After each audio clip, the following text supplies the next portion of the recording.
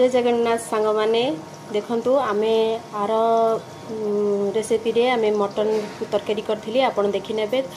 Mutton तरकारी सहित मु माछ तरकारी भी करिया पे जाउची। देखंतु माछ भलो भाबरे भाजी नेची, तेल को मु गरम कर नहीं पियाज और टमाटर देकी मु भलो भाबरे जारी सारी। एबे देदेबा आमे मसला को मु ग्राइंडर रे बाटी भलो भाबरे बाटी नहीं। देखते सांग माने आमर मसला मु दे देची, हळदी गुंड, लका गुंड, मीट मसला आउ स्वाद अनुसार लुण मु दे देची। आमे एबे भलो भाबरे जारी नबा।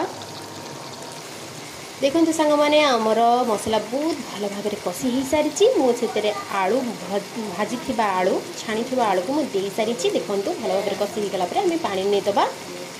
देखंतु सांग माने मु एथरे पानी दे सारी। एबे आमे सिजेबा पे छाडी दबा। आलू सिजी गला परे माछ पकेइबा। देखंतु सांग माने आमर आलू भलो मजरे सिजी सारी। एबे आमे माछ पके दबा।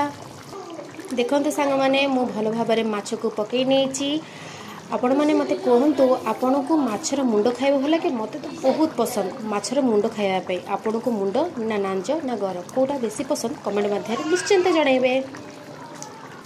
देखंतु आमे आगुरु तो मटन तरकारी करि सारी थिले आउ एबे आमे माछ तरकारी भी करि सारिचे। देखंतु मु भलो भाबरे माछ तरकारी की बहुत सुंदर भाबरे करि सारिची। सेहितरे गरम मसला दे सारिची आउ किछि धनिया पत्र भी दे सारिची। बहुत सुंदर देखाउची आ वाओ बहुत वासना भी बढ़िया आछुची।